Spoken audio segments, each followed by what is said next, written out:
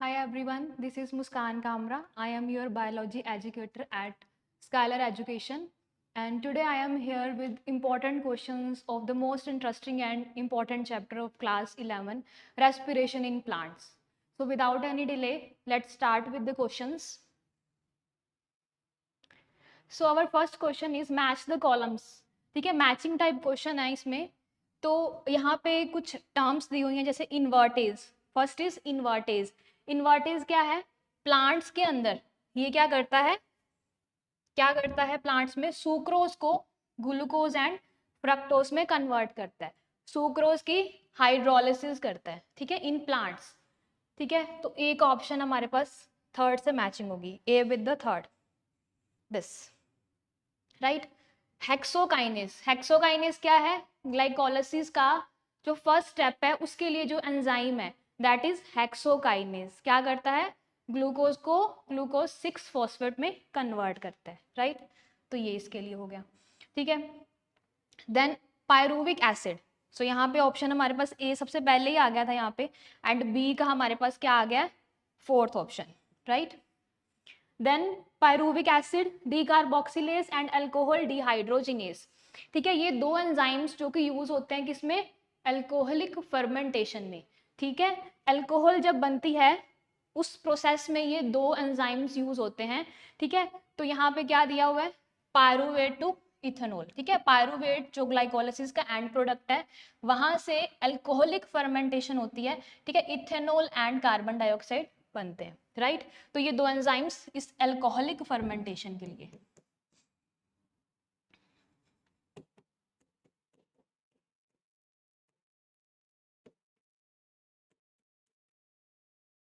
ठीक है, this is the next is lactate dehydrogenase. ये एंजाइम किसके लिए होता है? This is for lactic acid fermentation. जब पायरुवेट से लैक्टिक एसिड या लैक्टेट बनता है उसके लिए एंजाइम होता है lactate dehydrogenase, this, right. Citrate synthase. Citrate synthase क्या होता है? जो क्रेब्स साइकिल है हमारा, सिट्रिक एसिड साइकिल है, उसका जो फर्स्ट स्टेप है, ठीक है, कंडेंसेशन होती है किसकी? ऑक्सैलो एसिटिक एसिड की एंड एसिटाइल कोएंजाइम ए की कंडेंसेशन से हमारे पास क्या बनता है? Citric acid, right. तो इसके लिए ये पहले ही हमारे पास क्लियर हो गया था फर्स्ट टू ऑप्शन से ही, ठीक है, कि ऑप्शन 2 हमारे पास क्या आएगा? करेक्ट. डी का हमारे पास क्या आ गया? This fifth, right. सो यहाँ पे एंजाइम्स इंपॉर्टेंट है इस क्वेश्चन में. एंजाइम्स का काफी रोल है इस चैप्टर में. So moving to next question. Question number 2. The two copper centres are found in. किसकी बात कर रहे हैं ये? इलेक्ट्रॉन ट्रांसपोर्ट सिस्टम की. ठीक है, electron transport system present in inner mitochondrial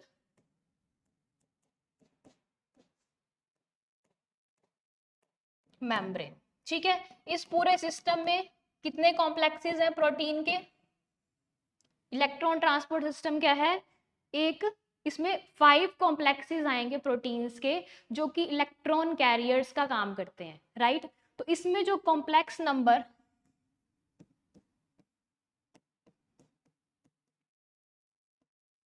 4 है, ठीक है, कॉम्प्लेक्स 4 में 2 कॉपर सेंटर्स होते हैं. कॉम्प्लेक्स 4 का नाम क्या है? Cytochrome C oxidase. ठीक है, it contains 2 copper centres and cytochrome A and A3. ठीक है, तो साइटोक्रोम सी ऑक्सीडेज इसका आंसर आ जाएगा. All right. So our third question is the Krebs cycle produces. तो इस क्वेश्चन के लिए अच्छी नॉलेज चेक हो रही है यहाँ पे आपकी. सीधा नहीं लगा देना कि अगर हम देखें कि रिएक्शन देख रहे हैं, मान लो कि जो रेस्पिरेशन की रिएक्शन है उसके अकॉर्डिंग देखें, या उन्होंने एक साइकिल के बारे में पूछा है ना कि एक ग्लूकोज के बारे में पूछा है, राइट. एक साइकिल में इन वन क्रेब साइकिल क्या होता है? 2 टाइम्स डीकार्बोक्सिलेशन होती है,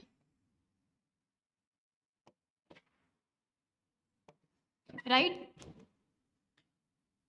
जब आइसोसिट्रेट से अल्फा कीटोग्लूटारेट बनता है एक बार उस टाइम पे डी कार्बोक्सिलेशन होती है, कार्बन डाइऑक्साइड रिमूव होती है। नेक्स्ट उसके अगला स्टेप जो होता है अल्फा कीटोग्लूटारेट से सक्सिनाइल कोए बनता है, तो उस टाइम पे भी एक डी कार्बोक्सिलेशन होती है। ठीक है, तो एक क्रैब साइकिल में 2 कार्बन डाइऑक्साइड प्रोड्यूस होंगी, right. So option A will be correct. Next question number 4 is also the match the following type. Column 1, the first decarboxylation product, ये अभी रिलेटेड ही है प्रीवियस क्वेश्चन से, डीकार्बोक्सिलेशन प्रोडक्ट। ठीक है, ये Krebs cycle के बारे में पूछ रहे हैं क्योंकि वही यहाँ पे इंटरमीडिएट क्रैब साइकिल के ही दिए हुए हैं। तो पहली decarboxylation isocitrate to alpha keto glutarate, second decarboxylation alpha keto glutarate to succinyl coenzyme A. Substrate level phosphorylation क्या होती है? फॉस्फोराइलेशन, फॉस्फोराइलेशन हमारे पास 2 टाइप्स की है यहाँ पे, substrate level and oxidative phosphorylation. Substrate level में हमारे पास एटीपी बनते हैं, ऑक्सीडेटिव फॉस्फोराइलेशन में भी एटीपी बनते हैं। दोनों में एटीपी बन रहे हैं, तो डिफरेंस कहाँ पे है कि वहां पे जो एडीपी के पास इनऑर्गेनिक फॉस्फेट आ रहा है वो सबस्ट्रेट से आता है in substrate level phosphorylation, but in oxidative phosphorylation जो एटीपी कहाँ से बनते हैं, वहां पे भी एटीपी बनेंगे, कहाँ से बनते हैं? रिड्यूसिंग पावर्स की ऑक्सीडेशन से, NADPH plus H positive, FeDH2 की ऑक्सीडेशन होती है। ठीक है, और उनके इलेक्ट्रॉन्स इलेक्ट्रॉन ट्रांसपोर्ट सिस्टम पे रन करते हैं coupled with synthesis of ATP, that is oxidative phosphorylation. Indirect ATP formation होते हैं। ठीक है, तो सबस्ट्रेट लेवल यहाँ पे कहाँ पे होगा? इस स्टेप में सक्सिनाइल कोए से सक्सिनिक एसिड बनता है, तो यहाँ पे GTP बनता है। ठीक है, GDP प्लस इनऑर्गेनिक फॉस्फेट से GTP। ठीक है, दिस इज इक्विवेलेंट टू, ये साथ के साथ ATP में कन्वर्ट हो जाते हैं, सेम एनर्जी है, right. Next is product of condensation of acetyl coenzyme में एंड ऑक्सैलोएसीटेट। ये फर्स्ट स्टेप पूछ रहे हैं क्रैब साइकिल का, तो फर्स्ट स्टेप में हमारे पास सिट्रेट बनता है, राइट।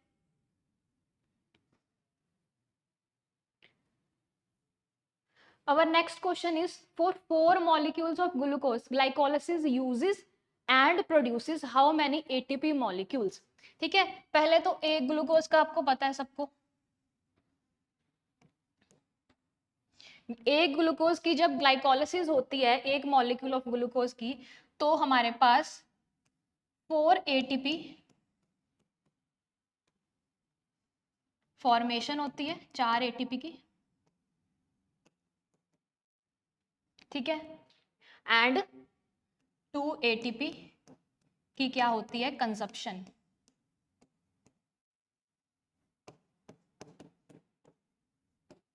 ठीक है, तो 4 मॉलिक्यूल्स हैं, तो मल्टीप्लाई कर लो यहाँ पे। ठीक है, फॉर्मेशन कितनी? 4 × 4 16, एंड कंजप्शन कितनी? 4 × 2 × 4 इज 8। ठीक है, सो यहाँ पे यूज कितने करेगा? 8, एंड बने कितने? 16।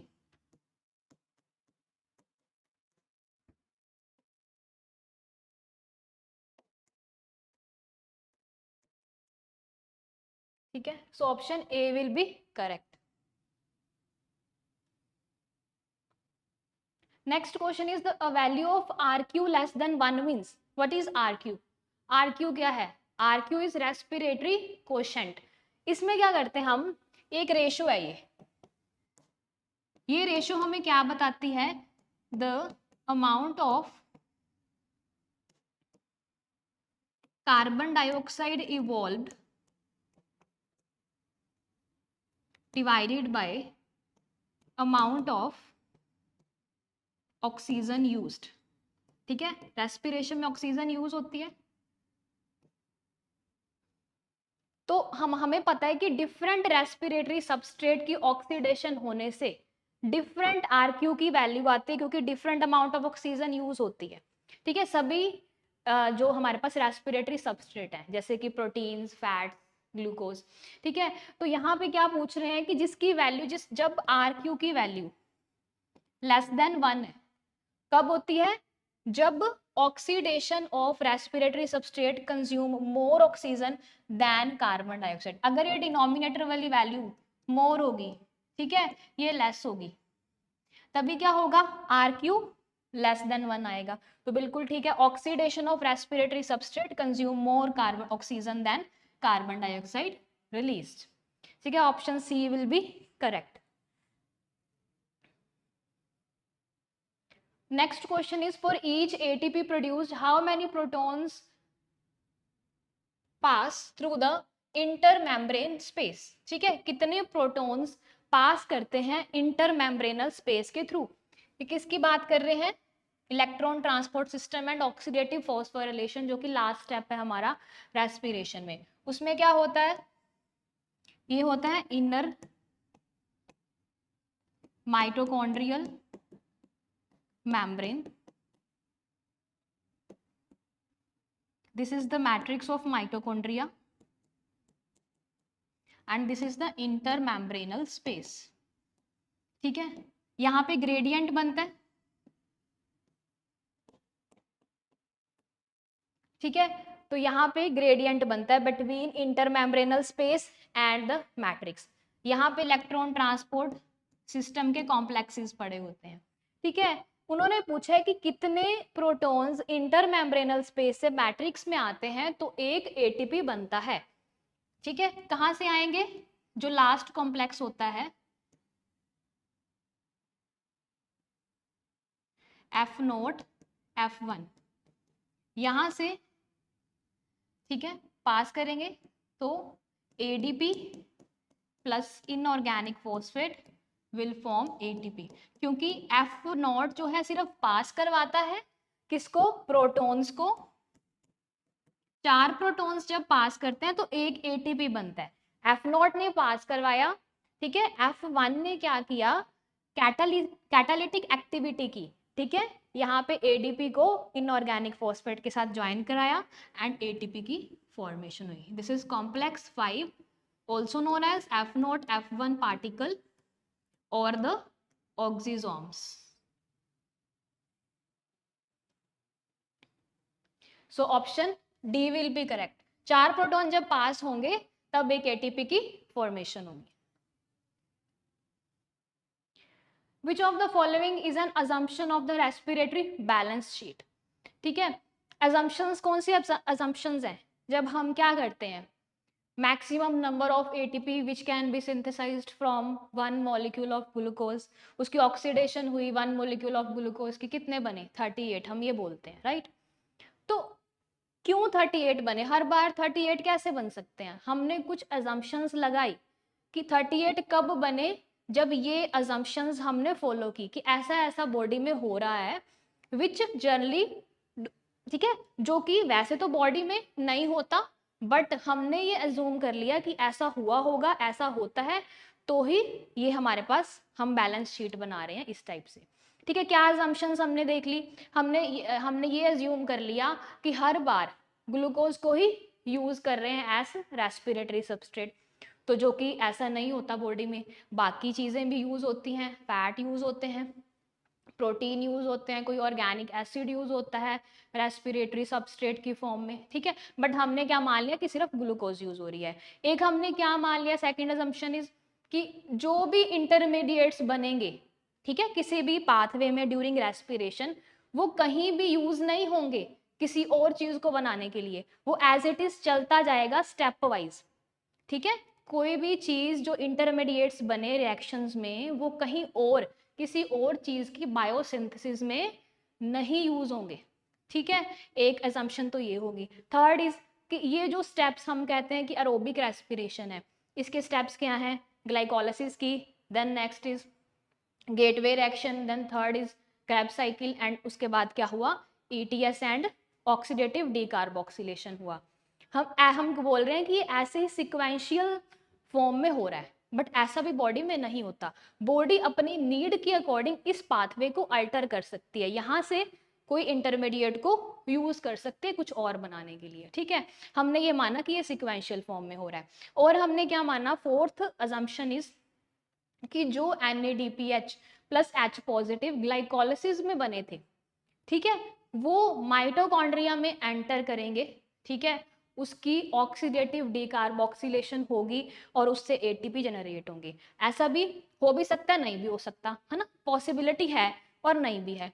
तो हमने ये माना कि ऐसा हुआ ही है, ठीक है। ये 4 अजम्पशंस है जो कि इंपॉर्टेंट है, एनसीईआरटी में गिवन है प्रॉपर, कि इनको अज्यूम करते हुए हमने ये रेस्पिरेटरी बैलेंस शीट बनाई है और ये सारा प्रोसेस किया, ठीक है। सो यहाँ पे तो एक ही दिया है कि respiration is a sequential pathway, ये अजम्पशन थी उनकी, बाकी तो ये कोई अजम्पशन नहीं है जो हमने डिस्कस किया। So option A is the correct answer.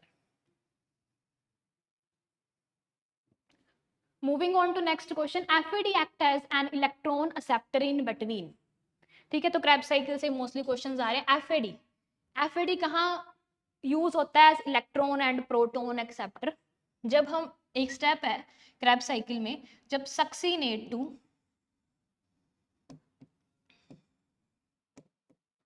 फ्यूमारेट,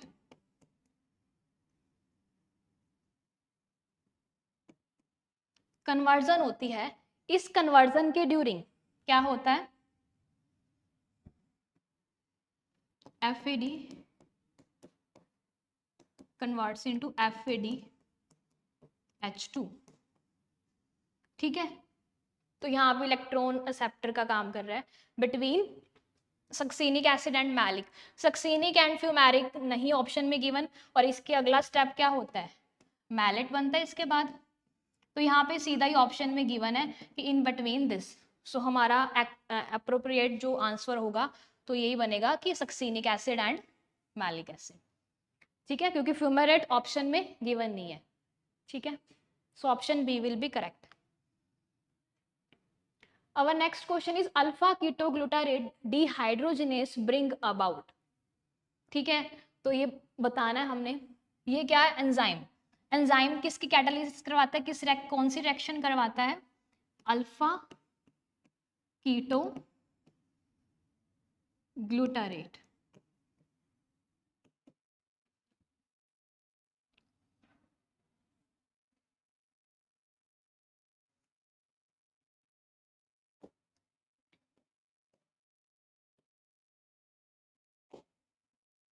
converts into succinyl coenzyme A,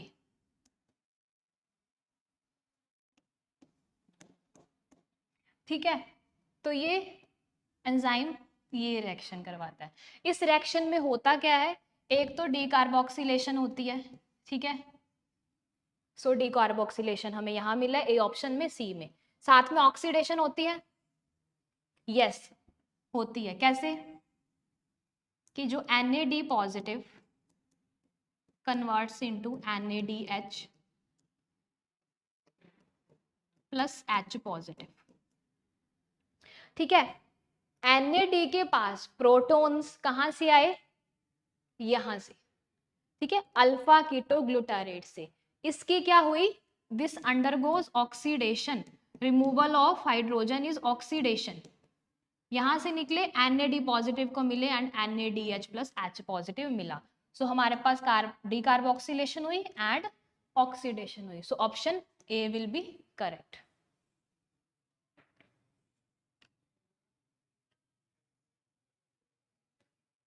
Eleventh question is small protein attached to outer surface of inner mitochondrial membrane which act as mobile carrier for transfer of electrons between complex 3 and 4.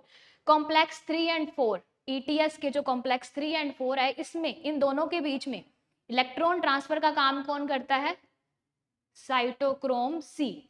And most important thing about this enzyme is this is the inner mitochondrial membrane for instance, ठीक है। तो यहाँ पे inner mitochondrial membrane के outer side पे this will be present cytochrome C. यहाँ पे है complex number 3 and this complex number 4. यहाँ से इधर this electron will pass, right. So option C will be correct. Important बात इसकी क्या है? Small protein attach to outer surface of inner mitochondrial membrane. Next is fermentation is defined as, fermentation क्या होती है? Anaerobic respiration. तो इसमें complete oxidation हो सकती है, कभी भी नहीं हो सकती, इसमें क्या होगा, इनकम्प्लीट। सो ये हमारे कंप्लीट वाला तो कट हो जाएंगे यहाँ पे। Incomplete oxidation of glucose under anaerobic condition, हाँ तो है ही एनारोबिक रेस्पिरेशन, तो एनारोबिक कंडीशन में ही होगी, right. So option A will be correct. Next question, what is the strategy of the plants to oxidise glucose? Glucose को कैसे ऑक्सीडाइज करते हैं? एक ही स्टेप में करते हैं, बताओ। स्लो ऑक्सीडेशन होती है, ठीक है। तो सेवरल स्टेप्स में आप देख लो, ग्लाइकोलाइसिस ही है, 10 स्टेप रिएक्शन है, ठीक है, पार्शियल ऑक्सीडेशन है। तो इसमें क्या होता है, ऑक्सीडाइज करना है, रिडक्शन तो करना ही नहीं, ऑक्सीडेशन होनी है ग्लूकोज की in several small steps. Option B will be correct.